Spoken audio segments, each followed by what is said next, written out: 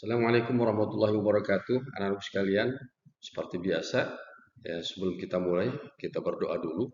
Mudah-mudahan apa yang kita kaji dan apa yang Bapak sampaikan nanti bisa bermanfaat, ya. Mari bersama-sama Bismillahirrahmanirrahim. Allahumma 'allimna ma yanfa'una wanfa'na bima 'allamtana wazidna ilma.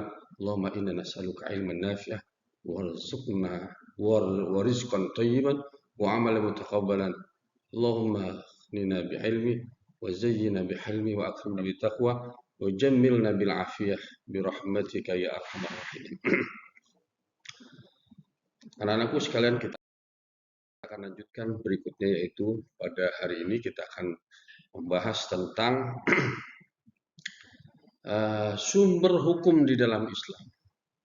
Sebagaimana kita tahu bahwa kajian kali ini standar kompetensinya adalah bagaimana kalian untuk bisa memahami sumber-sumber hukum dalam Islam, baik itu hukum taklifi, hukum wad'i, serta hikmahnya kita beribadah. Oke, anak-anakku sekalian, tentunya ini sangat penting sekali karena kita pada hakikatnya hidup itu harus memiliki pedoman. Oke, kita tidak akan bisa melepaskan bahwa sumber hukum yang kita pakai itu adalah dari Al-Quran, hadis, dan ijtihad. Sebagaimana yang kita sama-sama ketahui bahwa yang namanya hukum itu, apalagi kaitan dengan hukum Islam, mamba'ul ulum atau mamba'ul hukmi itu ada di Al-Quran, hadis, dan ijtihad. Selanjutnya kita akan bisa melihat di sini. Tadi sudah kita sama-sama belajar. Sekarang materi yang akan kita lanjutkan yaitu dalil-dalil nakli, ya. Dalil nakli itu dalil yang berasal dari Al-Quran dan hadis. Sebagaimana Nabi Muhammad SAW memberitahukan kepada kita bahwa taraktu fikum amraini dan tadillu ma tamassaktum bihima kitaballahi wa sunnati wa rasulih. Aku telah tinggalkan atas kalian dua perkara kalian tidak akan tersesat jika kalian pegang keduanya, kitabullah dan sunnah Rasul. Oke, sumber-sumber hukum Islam yang pertama adalah Al-Quran. Sebagaimana kita tahu bahwa pengertian daripada hukum Islam adalah segala sesuatu yang menjadi dasar acuan atau pedoman syariat Islam. Sumbernya Al-Quran, hadis, dan ijtihad. Kemudian kita akan telusuri juga apa sih sebenarnya Al-Quran. Quran itu berasal dari qara'a yaqra'u qira'atan atau Qur'anan. Qara'a yaqra'u qira'atan atau Qur'an, bacaan.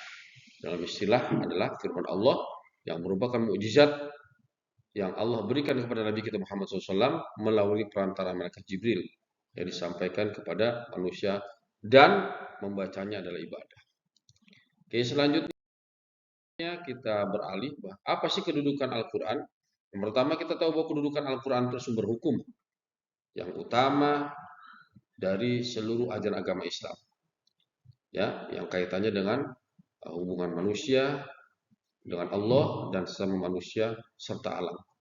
Fungsi Al-Quran tentunya berfungsi sebagai petunjuk dan pedoman bagi umat manusia dalam mencapai kebahagiaan di dunia dan di akhirat.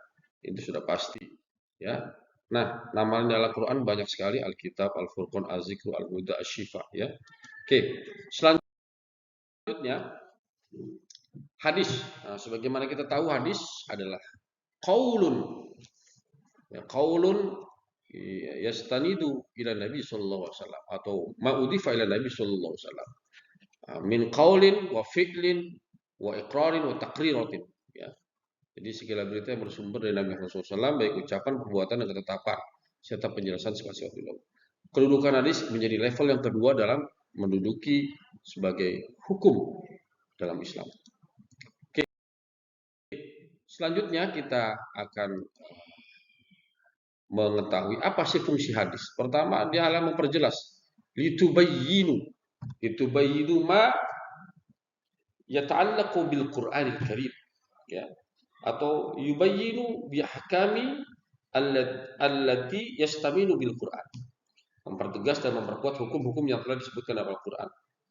Ya, tabyin wa tafsir wa tafsil, ya, fi ma yata'allaqu fil Quran amatan, amatan, menjelaskan, menafsirkan, merinci ayat Al-Quran yang masih umum dan hal-hal yang masih samar, serta juga mewujudkan suatu hukum atau ajaran yang tidak tercantum dalam Al-Quran. Misalnya dalam soal bilangan rokaat atau nama-nama sholat. Seperti contoh dalam Al-Quran kan nggak ada tuh nama sholat zuhur, asal, maghrib, isya, nggak ada. Adanya global saja. Aqimis sholata liduluki syamsi ila ghasaqil lail wal Qur'anil fajr inal Qur'anil fajr kana masyhura. Seperti itu. Nah, kemudian di sini ada beberapa pembagian istilah hadis, ada hadis qauliyah, hadis fi'liyah, hadis taqririyah. Oke. Pengertian istihad. Nah, ini udah ke level yang ketiga kedudukannya. Istihad itu adalah mengarahkan tenaga dan pikiran dengan sungguh-sungguh untuk menyelidiki dan mengeluarkan hukum-hukum yang terkandung dalam Al-Quran dan hadis dengan syarat-syarat tertentu. Ya. Nah, istihad adalah menempati kedudukan yang ketiga dalam hukum Islam setelah Al-Quran dan hadis. Oke, selanjutnya fungsi istihad tentunya ini menetapkan hukum sesuatu yang tidak termuat dalam Al-Quran dan hadis. Ya, syaratnya juga harus ada. Jadi nggak asal main istihad aja. Ya, pertama yang memahami Al-Quran, asbabul wurud, asbabun nuzul. Ya, dalam Al-Quran kalau dalam hadis asbabul wurudnya, mengetahui bahasa Arab, ya, mengetahui tempat-tempat ijma, mengetahui usul fikih, ya, dan mengetahui hal-hal yang berkaitan tentang hukum, ya, tafsirnya, balaghahnya. Kemudian juga harus memiliki sifat yang wara, yang adil. Oke, bentuk-bentuk ijtihad tentu banyak sekali. Ada ijma, qiyas, istihab, maslahatul mursalah, urf, ya. Oke. Kemudian contoh-contoh ijtihad seperti yang dipelopori oleh Majelis Ulama Indonesia, penulisan kitab suci Al-Quran dalam bahasa di luar Arab diperkenankan sepanjang disertakan tulisan Arab aslinya. Jadi boleh, huruf Latinnya boleh, nah, ya itu termasuk salah satu ijtihad. Kenapa? Untuk mempermudah. Nah, ya. Kemudian penggunaan pil anti haid demi kesempurnaan ibadah haji, yaitu kan sebuah ijtihad, ya. Kemudian juga vasektomi dan tubektomi termasuk usaha pemandulan termasuk haram. Jadi nggak boleh nih. Ini termasuk ijtihad juga. Nggak boleh vasektomi, tubektomi, nggak boleh. Kenapa? Karena tidak ada hifdzul hifdzul hifdzul nas apa itu nafasnya. Kan yang namanya orang menikah itu kan untuk apa keberlangsungan generasi, ya. Tapi kalau adanya vasektomi, tubektomi nggak boleh. Kecuali ya, dalam kasus-kasus tertentu, misalnya pemerkosaan. Wah, ini udah berapa orang diperkosa sama dia. Udah harus ada pemandulan permanen. Nah, ya, ini beberapa pertanyaan, ya. Oke, apa kira hal-hal yang berkaitan dengan apa hukum-hukum Islam juga harus mengetahui tentang beberapa istilah, ya.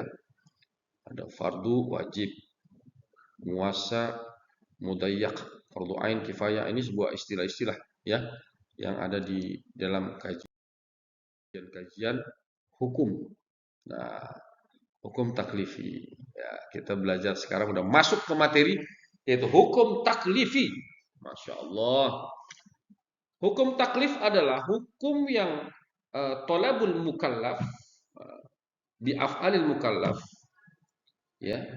Jadi hukum yang menuntut pada mukallaf untuk melakukan atau meninggalkan suatu perbuatan atau menjadi pilihan untuk melakukan atau tidak melakukan suatu perbuatan. Ya, itu taklif. Ya, wad'i ketentuan Allah Ta'ala terjadi sesuatu merupakan sebab atau syarat. Jadi ada asbab, ada surut, ada mani'. Jadi itu namanya hukum wad'i. Kalau hukum taklif itu biasanya ditujukan kepada kita, ya, ditujukan kepada kita. Ini mau melakukan atau tidak. Kalau melakukan berarti dia perintahnya wajib. Kalau tidak melakukan berarti dia bisa sunnah, ya. Kalau dia meninggalkan berarti bisa haram. Bapak kira ini cukup menarik ya. Oke, ini macam-macam bentuk hukum taklif. Ada ijab, nadab, ibahah, karoha, tahrim. Al-ijab wajib, an-nadab sunnah, ibahah mubah, karoha makruh, tahrim adalah haram. Ya, oke. Al-ijab fardu ain misalnya. Ijab ada dua, ada fardu ain dan fardu kifayah. Ya, fardu ain perbuatan yang harus dikerjakan oleh setiap mukallaf. Kalau fardu kifayah diwakili oleh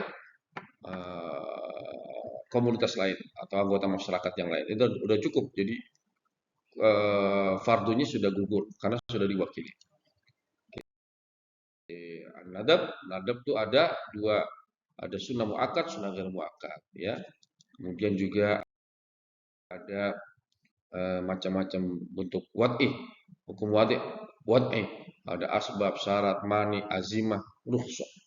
Ini kita harus lebih memahami lagi, ya.